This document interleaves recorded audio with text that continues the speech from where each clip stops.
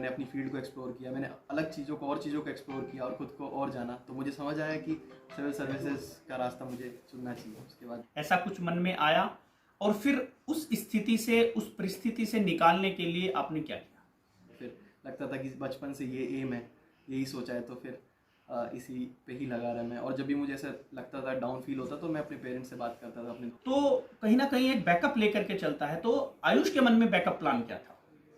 Sir वैसे backup इसमें होना ज़रूरी है, मेरे मन में वैसे कोई खास ऐसा बैकअप प्लान था नहीं, बट बहुत से लोग हमने देखा कि गांव से निकल के अब आईएएस बन रहे हैं, तो आप लोगों से कटे भी मत, पूरा दूर भी मत हो जाए, बट आप बहुत ज़्यादा टाइम वेस्ट भी मत करें इधर उधर।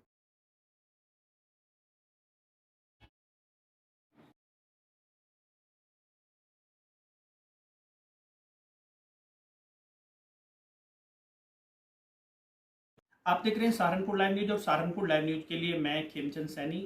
इस समय हम आयुष सैनी जी के साथ हैं, जिन्होंने यूपीएससी क्लियर किया है और यूपीएससी में इनकी जो रैंक आई है 194 आई है। आज हम इन्हीं से बात करेंगे और जानेंगे इनकी सफलता का राज और मेहनत लगातार इन्होंने की। इनके बारे में हम आपको एक चीज़ बता दें कि इनका ये चौथा अटेम्प्ट है और इन्होंने अपने मनोबल में इस दौरान कहीं भी कमी नहीं आने दी। अगर कोई चीज़ इनसे सीखी जा सकती है या प्रेरणा ली जा सकती है तो वो यही हो सकता है, जहां हमारे कुछ छात्र एक दो बार प्रयास करके उनका मनोबल टूट जाता है और वो कहीं ना कहीं पीछे हट जाते हैं। आयुष जी यहाँ इस समय हमारे साथ मौजूद हैं। आयुष जी, सबसे पहले तो सहारनपुर लाइव न्यूज में आपका स्वागत है। Thank you sir. Ayush ji, मैं यहाँ आपसे ये पूछना चाहता हूँ, सबसे पहले आप अपनी स्कूलिंग के बारे में बताएं। कहाँ कहाँ से आपने स्कूलिंग की, कौन कौन सी डिग्री ली और फिर कब आप जो है आपने ये ठाना कि मुझे को जो है यूपीएससी में जाना है या आईएएस करना है? सर मेरी शुरुआती स्कूलिंग मेरे कस्बे सरसावा से सेंट मेरीज एकेडमी से हुई 5th क्लास तक। उसके बाद मैंने 10th और 12th डीपीएस सहारनपुर से किया। उसके बाद मैंने आईआईटी कानपुर ज्वाइन किया और मैंने मैकेनिकल इंजीनियरिंग में अपनी ग्रेजुएशन 2021 में वहाँ से कंप्लीट की और उसके बाद मैं सिविल सर्विसेज की प्रिपरेशन में लग गया सर। पापा भी प्रशासनिक सेवा में हैं, जहाँ तक मुझे जानकारी मिली है। छोटा भाई जो है चिकित्सा में जाना चाहता है, एमबीबीएस कर रहा है। आपका जो एक मोटिव था, आपका उद्देश्य आईएएस की तरफ ही क्यों हुआ? सर जैसे कि मैं एक ग्रामीण परिवेश से बिलोंग करता हूँ, जैसा आपने बताया कि मेरे पापा भी गवर्नमेंट सर्वेंट हैं, तो मैं शुरू से देखता था, पापा को देखता था और आसपास बाकी ऑफिसर्स को देखता था, और मैं देखता था कि कैसे कोई ऑफिसर एक सोसाइटी में इम्पैक्ट ला सकता है। मैं बहुत सारे ऐसे ऑफिसर्स से मिला, तो कहीं ना कहीं मेरे जहन में वो शुरू से था। बट जब मैं कॉलेज में गया और मैंने अपनी फील्ड को एक्सप्लोर किया, मैंने अलग चीज़ों को एक्सप्लोर किया और ख़ुद को और जाना, तो मुझे समझ आया कि सिविल सर्विसेज का रास्ता मुझे चुनना चाहिए। उसके बाद मैंने सिविल सर्विस की तैयारी शुरू की। यानी हम इसे यूँ ले सकते हैं कि आपने अपने पापा से प्रेरणा ली, आपने कुछ अधिकारियों को देखा, तो आपके मन में ये लालसा जागी कि मैं भी एक अच्छा अधिकारी बनूं और देश की कहीं ना कहीं जो है सेवा करूं। इसके बाद हम आपसे ये जानना चाहेंगे, क्योंकि अक्सर देखने में आता है कि जब भी हम किसी चीज़ को अपना ये उद्देश्य अपना फिक्स करते हैं, टारगेट फिक्स करते हैं कि हमें यहाँ जाना है, और उसके बाद जो है एक दो बार प्रयास करके हम पीछे हट जाते हैं। लेकिन आपकी जर्नी बिल्कुल अलग है, आपने 4 बार प्रयास किया। तो सबसे पहले तो हम चारों बारों के प्रयास में थोड़ा सा विस्तार से आप बताएं कि किस किस प्रकार ये प्रयास रहे। सर फर्स्ट अटेम्प्ट मैंने ग्रेजुएट होते ही दे दिया था। उस समय बहुत ज़्यादा तैयारी भी नहीं थी, तो उस साल मेरा प्रीलिम्स नहीं हुआ।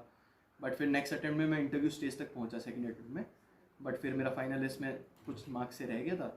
और फिर मैं थर्ड अटेम्प्ट में फिर मेरा प्रीलिम्स ही निकला, क्योंकि रिजल्ट और प्रीलिम्स में सिर्फ 4 दिन का गैप था, तो वो मेरा माइंड मेकअप उस तरीके से नहीं हो पाया और मैं क्लियर नहीं कर पाया। फिर उसके बाद 1 साल का अच्छा हुआ कि मुझे एक रेस्ट मिला, तो मैंने अपनी गलतियों को सुधारा। उसके बाद 4th अटेम्प्ट में सर मेरा सिलेक्शन हुआ है। 4 बार एक बहुत लंबा समय होता है। इस बीच कहीं ये भी मन में आया, कुछ निगेटिविटी भी कहीं ना कहीं मन में आई होगी कि हो नहीं रहा है, मैं क्या करूं ना करूं इसको, या दूसरी लाइन चेंज कर लूं, ऐसा कुछ मन में आया? और फिर उस स्थिति से, उस परिस्थिति से निकालने के लिए आपने क्या किया? सर ऐसा अक्सर मन में आता है, क्योंकि जर्नी बहुत लंबी रही है, तो बहुत अप्स एंड डाउन्स थे, तो बीच में लगता है कि शायद छोड़ देना चाहिए या कुछ और कर लेते हैं। क्योंकि मैं आईआईटी से पढ़ा हूँ, तो मुझे जॉब भी अच्छी मिल सकती है, तो लगता था कि शायद कोई और डायरेक्शन पकड़नी चाहिए। बट फिर लगता था कि बचपन से ये एम है, यही सोचा है, तो फिर इसी पे ही लगा रहा मैं। और जब भी मुझे ऐसा लगता था, डाउन फील होता, तो मैं अपने पेरेंट्स से बात करता था, अपने दोस्तों से बात करता था। वो लोग मुझे वापस से मोटिवेट करते थे कि आप करते रहिएगा, कोई चिंता की बात नहीं है, जितना भी समय लगे आप अपना 100% दीजिए, जितना भी हो पाए। इस कामयाबी के सफर में आप अपना रोल मॉडल किसे मानते हैं और इसका क्रेडिट आप किन किन लोगों को देना चाहेंगे? सर इसका क्रेडिट सबसे पहले तो फैमिली को ही देना चाहूँगा। मेरे पापा ही मेरे रोल मॉडल हैं। पापा, मम्मी, दादाजी, इन सब क्या क्या ही मोटिवेशन था, इन्होंने कंटिन्यूसली सपोर्ट किया, उससे ही फिर ये सिलेक्शन हुआ है। आयुष जी, पढ़ाई के दौरान आप कैसे थे, या कहीं पढ़ाई, ये मतलब कौन सा एक टाइम था जब आपने फिक्स किया, जब मान लीजिए 10th होता है, 12th होता है, ये कौन सा एक ईयर था कि जब आपने फिक्स किया कि नहीं मुझे आईएएस में ही जाना है, आधिकारिक वर्ग में जाना है? सर ये मेरा ग्रेजुएशन का लास्ट ईयर था जब मैंने 100% डिसाइड किया कि अब यही करना है।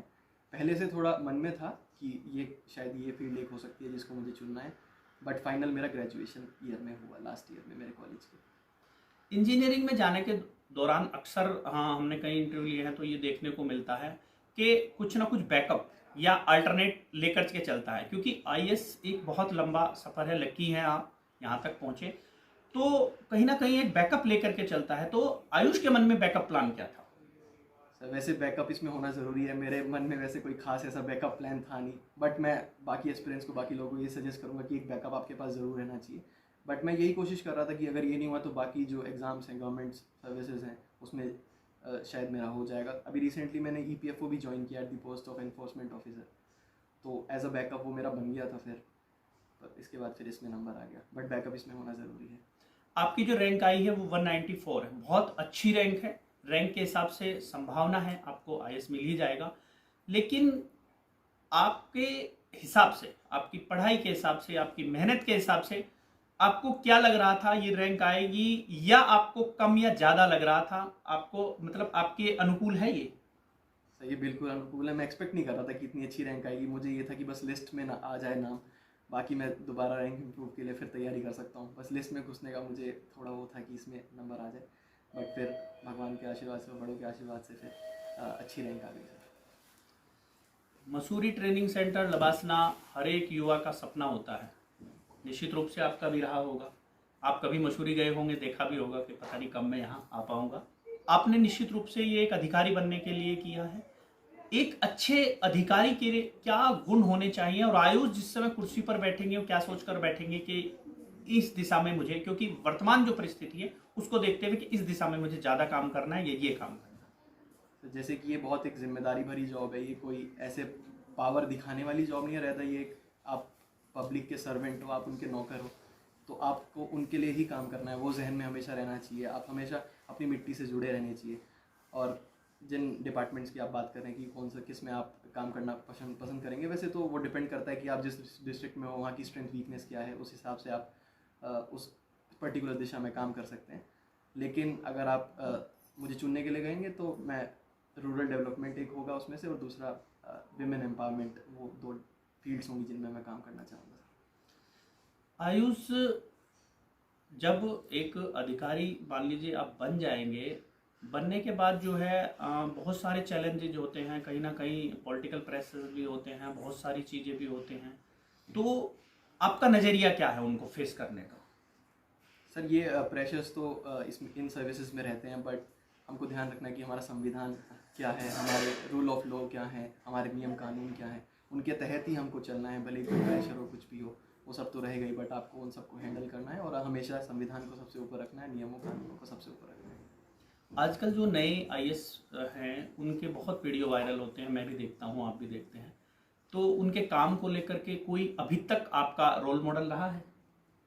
जी बहुत से रोल मॉडल रहे हैं। मैं वीडियो में तो मैंने ऐसे कुछ खास देखी नहीं मैं वीडियोस, बट जो सहारनपुर में कुछ आईएएस पोस्टेड थे तो उनको मैं जब करीब से देखा। एक अखिलेश सिंह आईएएस थे जो कोरोना काल में रहे। कोरोना काल में रहे, तो उनका काम बड़ा सराहनीय, आप सबने देखा, उन्होंने बहुत, उनका एफर्ट्स बहुत ज़्यादा थे उस समय, तो उनको देख के मैं भी इंस्पायर हुआ। वो एक रोल मॉडल थे। बिल्कुल, आपने बहुत सही बात कही कि अखिलेश जी का वास्तव में उनका कार्यकाल बहुत अच्छा था, हमने भी देखा, आपने भी देखा, और भी बहुत सारे लोग हैं। अब अक्सर कुछ युवा, क्योंकि आजकल एक ट्रेंड बन गया है, देखिए आईएएस दुनिया की, जहाँ तक मैं समझता हूँ, देश की सबसे बड़ी परीक्षा है, उसको लेकर के लोगों का रुझान होता है केवल कहीं ना कहीं पावर को देख करके कि इसमें बहुत पावर है, हम भी यहाँ चले जाएं। लेकिन कुछ बच्चों का मनोबल कुछ ही दिनों में टूट जाता है, वो फिर अपनी लाइन चेंज कर देते हैं। तो आपकी जो जर्नी रही उसके बिहाफ पे आप ऐसे युवाओं को जो तैयारी करना चाहते हैं क्या कहना चाहेंगे?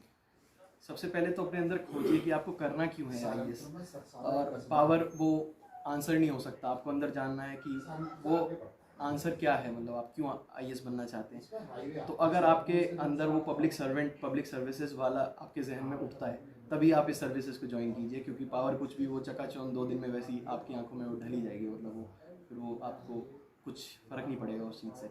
बट आपको जो आप देश की सेवा करेंगे वो बहुत इंपॉर्टेंट है, वही आपको इस जर्नी में बहुत सारे चैलेंजेस को फेस करने में मदद करेगा। तो आपको सबसे पहले वो क्वेश्चन आप खुद से पूछिए कि आपको आईएएस क्यों।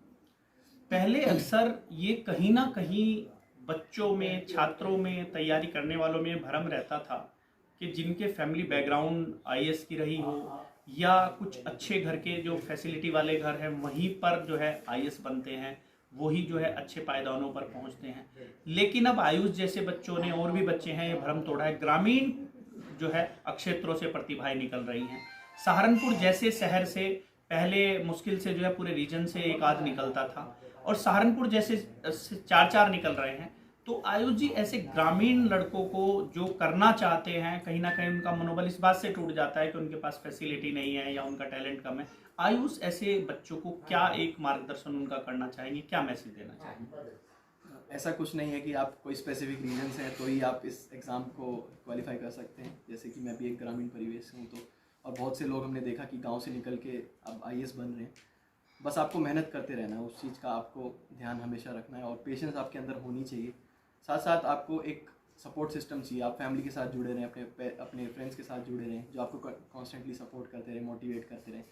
तो आप लोगों से कटे भी मत, पूरा दूर भी मत हो जाए, बट आप बहुत ज़्यादा टाइम वेस्ट भी मत करें इधर उधर। बट आपको मेहनत करते रहना है, और परसिवरेंस, रेजिलियंस, ये सब क्वालिटीज़ आपके अंदर डेवलप करनी है टाइम के साथ साथ। आपने अपनी पढ़ाई को लेकर के, टाइम मैनेजमेंट को लेकर के एक क्या संदेश आप देना चाहेंगे? क्योंकि कहीं ना कहीं जब आपने पढ़ाई की होगी तो मुझे लगता है कि एक फेस ये भी आया होगा कि कहीं शादी परिवार में रहती है, रिश्तेदारी में रहती है, कहीं फंक्शन रहते हैं, लेकिन आयुष ने सोचा होगा मैं जाऊंगा, टाइम वेस्ट होगा। तो एक टाइम मैनेजमेंट को लेकर के जो है आप क्या एक संदेश देंगे? इस एग्ज़ाम में डिसिप्लिन की बहुत ज़रूरत है। आप स्पेसिफिक एक स्टडी प्लान आप बना के चलें, उसके तहत ही काम करें। ज़रूरी नहीं है कि आप 5 घंटे पढ़ें या 10 घंटे, 15 घंटे, कितना भी वो अपने हिसाब से आप कर सकते हैं, जितना भी आपके लिए सूटेबल है। बट आपके पास एक स्टडी प्लान, एक रूटीन होना चाहिए, उस प्लान के तहत ही आप काम करें, तो वो बहुत आपको मदद करेगा इस एग्ज़ाम को आराम से कंडक्ट। आयुष जी, यहाँ हम एक अलग मैं सवाल आपसे करना चाहूँगा। पापा भी प्रशासनिक सेवाओं में हैं, आप भी प्रशासनिक सेवाओं में जाना चाह रहे हैं, कि अगर आप किसी जिले के डीएम हैं, पापा भी वहाँ पर जो है पोस्टेड है, तो आपको उस समय कैसा फील होगा? ये बहुत खुशी की बात होगी अगर ऐसा हो पाता है, बट ये देखना होगा कि ऐसा पॉसिबल है कि नहीं। बट हाँ, ये तो बहुत प्राउड मोमेंट होगा दोनों के लिए, हम एक दूसरे के लिए बहुत खुश होंगे अगर ऐसा होता।